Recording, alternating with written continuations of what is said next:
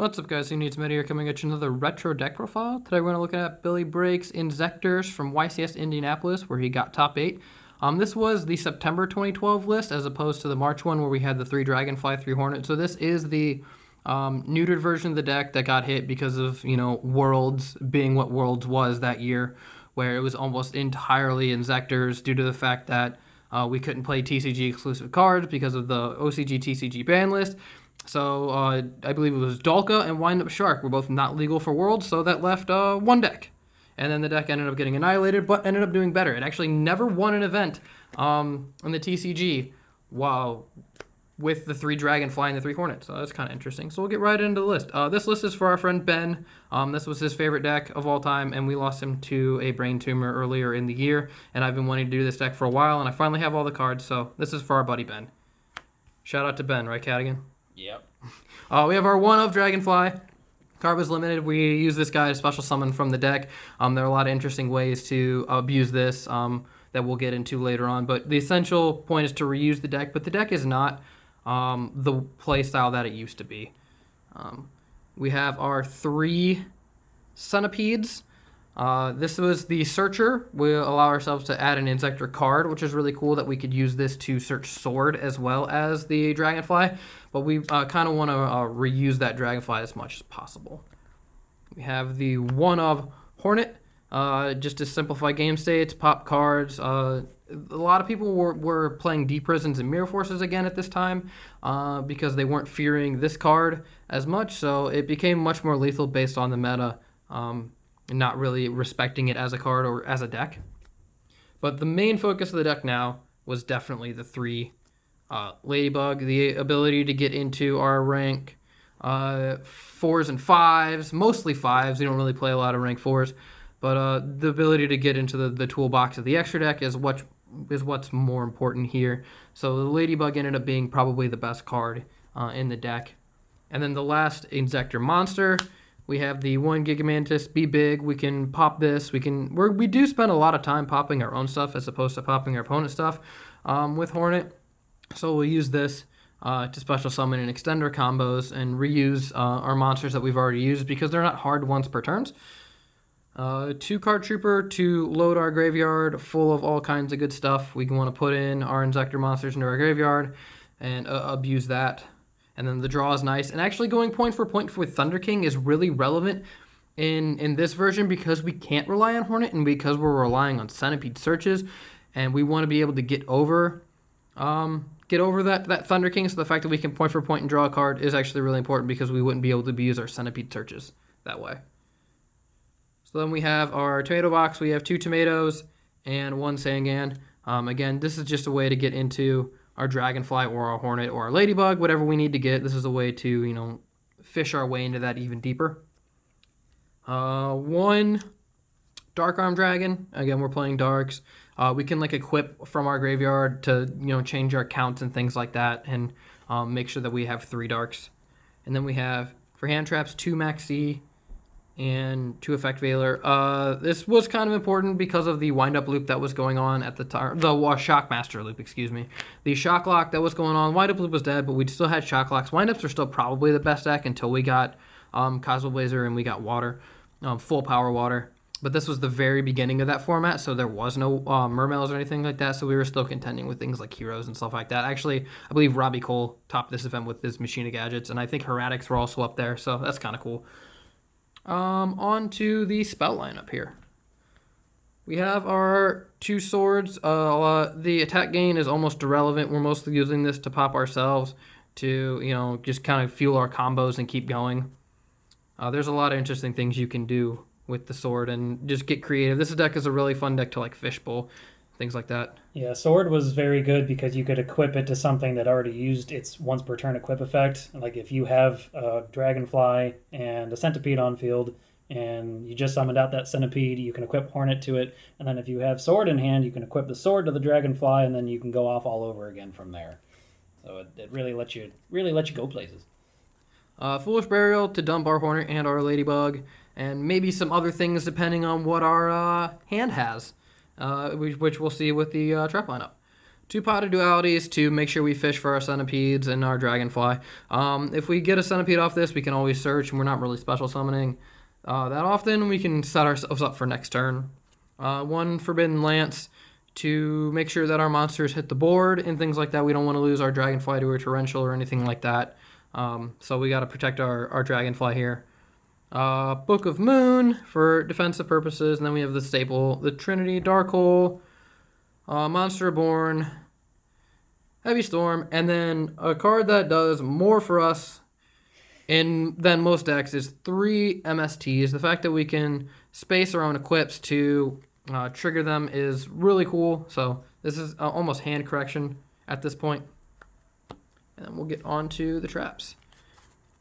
So we may want to send Dragonfly off of our Foolish Burial because we play 3 copies of Call of the Haunted.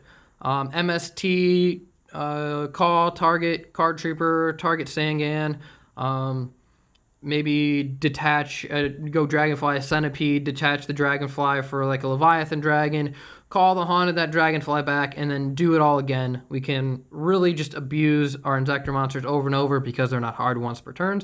We can pretty much do whatever we want with them with Call the Haunted. So this card is actually really important. This is kind of like the Trooper Agent theory of being able to like call the Haunted Christia. This is kind of the same realm. Call the Haunted Dragonfly, mill it with Card Trooper, fill our graveyard, do whatever we want. And then the last few traps, we have 2 Bottomless trap holes. I personally like to flip this in the Shockmaster and the Wind-Up matchup against the, as soon as they hit the carrier. As soon as the carrier hits the board, I think is the best time to flip this card. And then the Solemn Brigade. Solemn Judgment, 2 Solemn Warnings. On to the extra deck. Let's not drop our cards. For that rare occasion of double Ladybug, we have the 1 Gachi. Sometimes you need it. A card that is really cool in this deck because we can just target it over and over is 2 Zenmaines. The fact that we can make a Zenmaines and then target it and then detach it and then pop another card at the end phase is really cool if we need to like Dragonfly and they don't have any cards and we only have like Centipede or Dragonfly and Hornet. We can use this. Because a lot of times if you have this out there, they'll keep their board clean so that they don't get to pop cards and stuff like that. So we can just like fuel this thing and then just get rid of all of it and then just pop itself or something like that if we just really want to OTK and we don't quite get there. Double Leviar. If you get your Centipede Bottomless, it's really cool. Yeah. Also Dark Armed. Dark Armed. But yeah, a lot of times you get your Centipede Bottomless or things like that. Or you can just steal whatever your opponent uses. Actually, a really interesting use of this card. I saw this during the March 2013 format was someone took their opponent was main decking Tour Guides and Fire Fist to steal their opponent's bears after they bottomless them, which is just the dumbest thing I've ever heard. But like, shout out to that guy.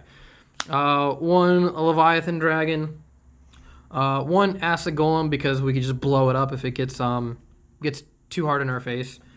1 Temtempo. Giga-Brilliant. This card actually facilitated a lot of OTKs. The fact that you could just swarm the board and then end it on this, and then you just buffing everything. This was a big OTK facilitator. And then back in the day when people were trying to cram Soldier into it, this was your light. But don't do that. The only rank 4 we have is 1 Utopia. Interesting to see that he decided to not play Maestroke, but I think Maestroke's really cool in this deck. But just the 1 Utopia for 4s because if you can make a 4, you can also make a 5, and the 5 toolbox is so much better than the 4 toolbox. So we have 1 Tiras, kind of self-explanatory. This is probably the best rank 5 at the time. 1 Exa-Stag. It's kind of like a pseudo 101, I guess, but you can rob your opponent in the mirror match of their graveyard stuff if you're able to do that. A very niche situation for Crimson Shadow Armor Ninja. Hey man, it's here. It's niche. Sometimes it comes up, but it's here. For 6s, we have the 1 Bounzer. This is for if you have like a Centipede equipped with a Dragonfly or vice versa, and you like call the Haunted Giga-Mantis or something like that, and you have 2 6s. This card is actually nuts, so the fact that you can make it, even if you have to like cheese your way into it, you can make it, and this card is insane. And then the 1 Gaia Dragon to just plop on your other stuff whenever it's kind of worthless, especially Tiras. And then we'll get on to the extra deck. or side deck, excuse me. The only monster we side is the third Veiler. We just side the third Veiler. Going second against Wind-Ups. We just side this. We could side it against Macro Rabbit because they can't set Macro turn 1. So we can Veiler the Rabbit if that's a thing. The funniest card, I think, in the side deck, 3 Messenger piece. The fact that we can just sit on this and just hang out until we can do whatever we need to do. And then we don't even have to, like, not pay the maintenance cost or anything. We could literally use it to pop with Dragonfly or something. But we could just sit on this card. This is your stall card. It's good against heroes. It's good against Dino Rabbit. It's just, this card is awesome. Unfortunately, doesn't stop the Wind-Up Rabbit. 3 Defissure, because sending to the graveyard is a spell for everything. So Macro annihilates you, Defissure does not. And this stops things like Effect Veiler, so this is a really cool way to do that. I remember for like the Wind-Up loop, that some of the all-in builds would main deck this. So if your opponent goes activate Defissure, you would chain Maxx to Defissure so that you could resolve it and stop the Wind-Up loop. That's kind of interesting. We have 2 level limits. We're all level 3 for the most part. So unless we're buffing our levels with Ladybug, the fact that we can just like stall out Chaos Dragons and things like that with this card is really cool. So 2 level limits. We don't play Torrential, but we do play 1 Needle Sealing because we can, a lot of the times they'll go, like Wind-Ups will go all in, and you can wait till the battle phase because a lot of times they can recover after you TT them. So if you TT them, they can sometimes rebuild their board and still go for game. So what you could do is you'd wait till battle phase and then Needle Sealing them. 3 goes in matches. Again, the deck of the Floodgate. This is why I feel like this deck did so well, is because of the fact that we could just Floodgate our opponent out of the game, essentially. And then the last card, again, Floodgate our opponent out of the game, depending on what they're playing, is 2 Royal Decrees. There will be some duels in the description. Be sure to like and subscribe for more retro format content, and thanks for watching, guys.